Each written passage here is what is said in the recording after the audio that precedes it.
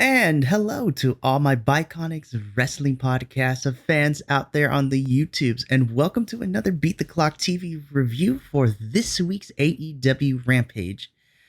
As you can see, this is Mikey here, and I will be soloing my review this week. Our other co-host, Adolfo, is currently out on vacation, and it is much deserved. So, Adolfo, thank you for holding down the fort while I was gone on my vacation last week, and I hope you're enjoying yours. And I look forward to reviewing next week's Rampage with you. This Rampage this week was pretty interesting, as most Rampages are. There were a couple of changes to some matches. There were some fun times had, but I also have some critiques, and that will mostly come from the main event of this week's Rampage. But without further ado, let's just jump into our Rampage cleanup. So this week's Rampage opens up with a tag team battle royale where the winning tag team will get a future shot at the AEW World Tag Team Championships. So that means that later tonight, we will find out if the winning team will be facing off against FTR or they will be facing off against Adam Cole and MJF. So we'll find out who wins tonight on Collision, and then that team will face the winners of this Battle Royale from Rampage in a tag team championship match. So I'm just going to go through all the eliminations that happened and then give my thoughts. So we begin with a bunch of tag teams in the ring, and this is how the order of the elimination went. So Big Bill eliminates Luther, the Butcher eliminates Serpentico, Satnam Singh eliminates Brother Zay, Angelo Parker eliminates Matt Sydal, Jeff Hardy eliminates Angelo Parker, Satnam Singh eliminates Ethan Page, the Hardy Boys eliminate Jay Lethal, Big Bill eliminates Daddy Magic, Butcher and the Blade eliminate Matt Hardy, Satnam Singh eliminates Christopher Daniels. At this point, several wrestlers get eliminated by Singh.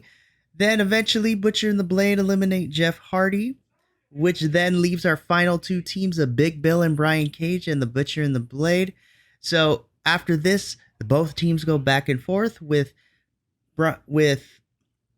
Big Brian Cage and Big Bill eliminating the Blade, and then Cage and Big Bill eliminate the Butcher. So your winning team of this tag team battle royale is Big Bill and Brian Cage, and have earned themselves a number one contendership to the AEW World Tag Team Championships. I'm gonna be honest, as soon as I saw the teams that were involved in this, I kind of figure it was going to be Brian Cage and Big Bill. Low-key, I wanted Ethan Page and Brother Zay to win, but, they haven't really built themselves as a tag team quite yet. Butcher and the Blade would have been fine, but they're always reliable hands, so it made a lot of sense for them to be in the final two tag teams to fight it out for the final spot. I will say that ultimately most of the tag teams in this match have nothing going on.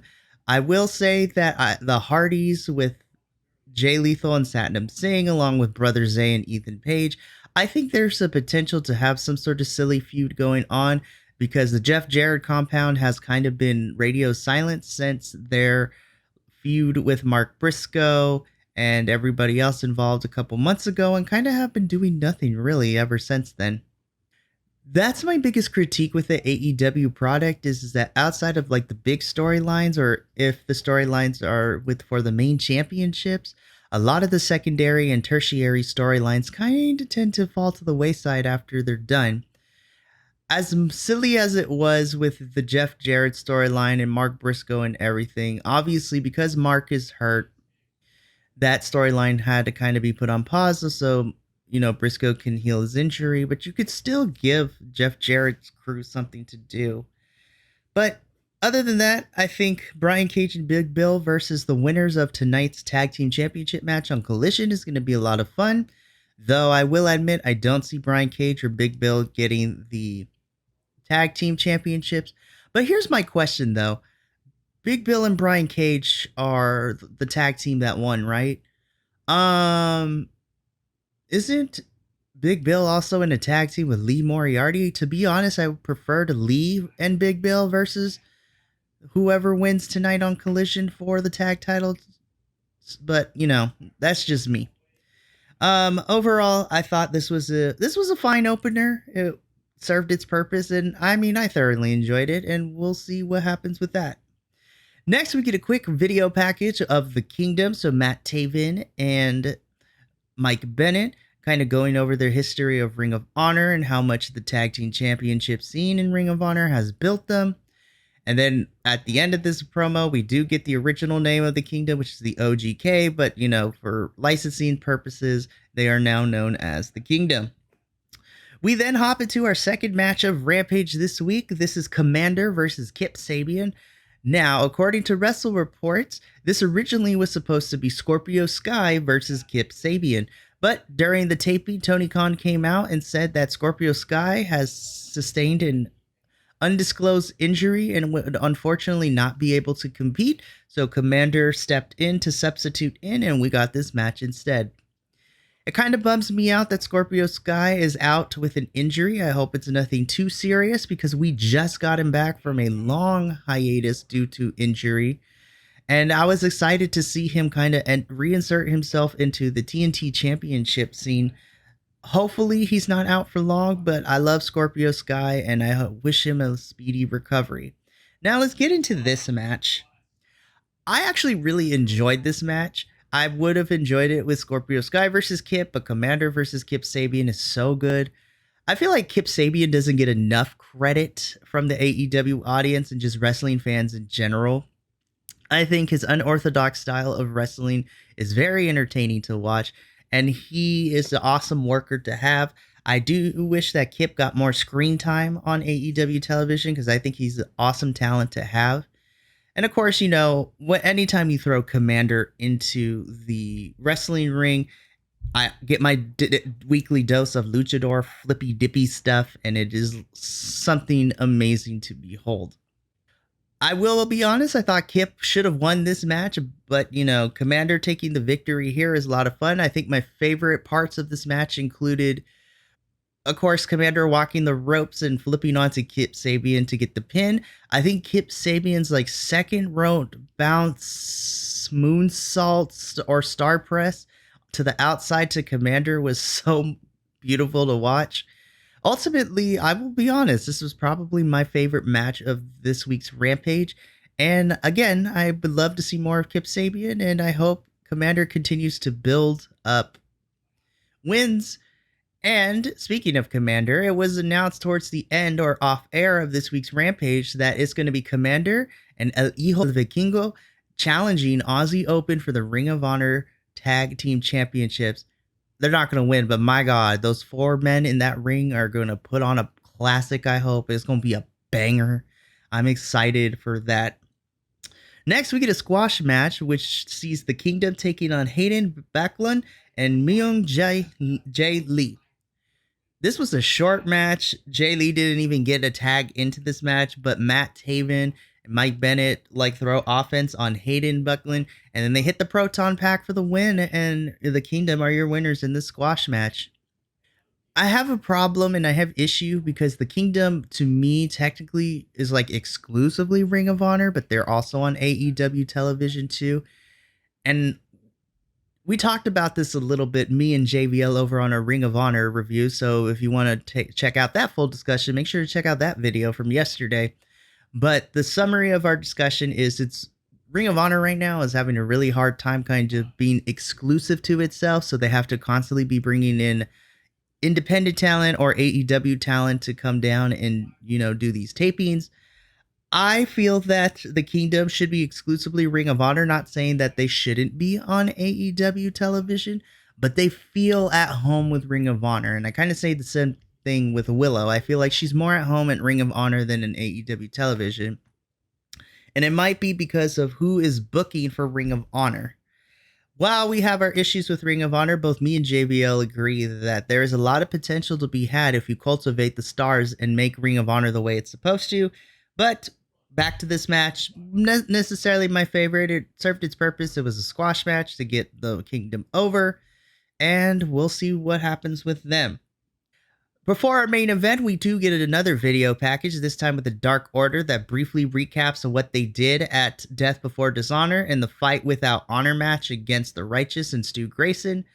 And it looks to seem that we're building the Dark Order back up to kind of start recruiting more members and for them to be more, I don't want to say violent and not even necessarily heelish, but to give them more of an edge, which they seem to have been missing since the death of Brody Lee and then Hangman Page abandoning them and then them losing members left and right. So I'm excited to see. My only question is that I'm hoping with this turn for the Dark Order, this means that we're going to get more members. They're going to get their edge back. And I love them being the lovable goofs that they are, but I also want them to kick some ass sometime. So I'm hoping that the Dark Order gets rebuilt and then they get the trigger gets pulled for them to be able to actually assert some dominance and do some things in AEW, which would be a lot of fun. Our main event tonight sees Nyla Rose and Hikaru Shida taking on each other in our main event women's match for Rampage. Now, didn't know this until commentary had to reaffirm this with me at the end of the episode. Apparently, this was a number one contendership match. The winner of this match is going to go on Dynamite Wednesday, the 200th episode, to face off against Toni Storm for the AEW Women's Championship. Okay, so before I get into the match, let me have a talk with you, Tony. So, Tony, JVL on our Dynamite review this week already gave it to you what handfold, and he was very passionate about booking the women's division a little bit better. I'm not going to be as boisterous, but I am going to address my concerns here. So this is a Minis TK accountability corner for you. The booking of the women's division has been something that has been of talk this week, not just in AEW, but across all of the brands in general this week. And my thing is that the AEW women's title is your main women's title. And right now, it hasn't really been defended since Forbidden Door. So that's all the way back in June. And all of a sudden, you're going to use this random episode of Rampage to have a number one contendership match just to have the championship being defended on the 200th episode of Dynamite. Now, Tony, we talked about this. We need to have some sort of through line for the women's storylines. I think it is a healthy balance that while I think the wrestling is going to be good between Toni and Hikaru, the build up to this championship match was was given second thought to it. And that's not fair to your women's division, and that's not fair to your women's champion. Tony, you have the next 10 weeks with All In, All Out, and Grand Slam to kind of fix your women's storylines. I know some of the women are injured, and there's only a few that are really rarely to go for television. But you can have secondary and tertiary women's storylines that don't involve the championships. I know Saraya is hurt, and so you want to do something with her, but you have a plethora of other women.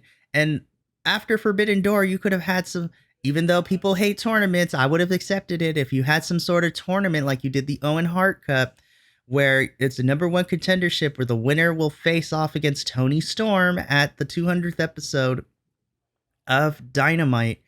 And then you would have gotten more than one women's match. But you know what? It's like beating a dead horse at this point. Tony, I'm giving you the next 10 weeks. And if you do not fix the issues with the women's division by the time that Grand Slam goes off the air at the end of September, we're going to have to reevaluate and talk again, because I don't know if I'm going to be able to support you if you're not treating your women's division right. But with that accountability corner out of the way, let's just jump straight into this match. I'm going to be honest, I actually really enjoyed this match. Obviously, Nyla Rose and Hikaru Shida are two women that can constantly go at it. My issue stems from the last couple of minutes, because they kind of got messy and then the end kind of came out of nowhere. So the messiness of the finishing sequence kind of came when Marina Shafir almost failed to put Nyla Rose's leg on the rope. And then the kendo stick spot where Hikaru took the stick from her didn't really look right.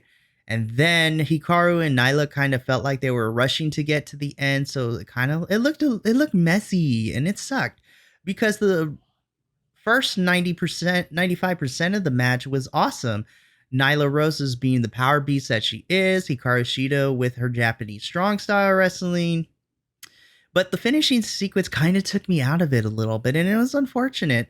Ultimately, Hikaru Shida picks up the win with the surprise roll up, and she will be going on to face Toni Storm on the 200th episode of Dynamite for the AEW Women's Championship, and that is how Rampage goes off the air this week. Overall, I think this week's Rampage was, I still enjoyed myself, but I did have some problems with it. So I'm going to give this Rampage like a solid 6.5 out of 10. I mean, granted, Rampage is started slowly becoming more and more kind of like a secondary and tertiary thought. Now that Collision and Dynamite are like our main shows that we're doing with AEW, and Rampage is kind of where everything else kind of happens. But it was still a good time. The tag team battle royale was fun to watch. The result was kind of predictable, but I'm interested to see these two men go after the tag titles. Commander versus Kip Sabian was my match of the night. I thought it was a lot of fun. The squash match was what it served its purpose, so no real commentary. I'm hoping the Dark Order gets an edge, and it kind of sucks that the main event was great until the finishing sequence, and it kind of took me out of it. As always, storylines really didn't progress any type of way here on Rampage, and they have really no bearing on what's happening on Dynamite or Collision outside of now that Big Bill and Brian Cage will face whoever wins tonight's AEW Tag Team Championship match over on Collision, which, by the way, stay tuned for that review tomorrow morning, as I will be soloing that one and kind of covering for Adolfo while he is still on vacation. But that is going to be it for your Rampage cleanup review. I hope you enjoyed this. If you want to see more of our reviews, we cover pretty much almost every single weekly TV show this week. I highly recommend you go check out our Dynamite review, where me and JBL have our first TK accountability corner and kind of just go off on the booking of the women's division.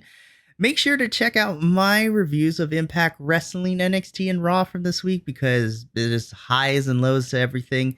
And make sure to check out our Collision review tomorrow, as well as our SmackDown review. And as a special treat, be on the lookout on Monday, as yours truly and possibly the Professor will be reviewing NXT's The Great American Bash pay-per-view. We got a lot of fun stuff coming up. Make sure to also check us out on the social medias to stay up to date on everything that we got going on. And like, share, subscribe, share with your friends, and let us know how we're doing. We'd love to have these conversations with you. And last but certainly not least, if you are looking for something different outside of television reviews, we do have our Bi-Conics Wrestling Podcast, where all podcasts are available, where we talk about pay-per-views, wrestling news, just everything and anything that is not television wrestling review related. If you just want to hear us talk passionately about wrestling, then go check that out. But until the next time, thank you so much for tuning in to this AEW Rampage cleanup review with the cleanup crew. This has been Mikey, and as always, take care of yourself, love one another, and until next time, adios and sayonara. Thank you.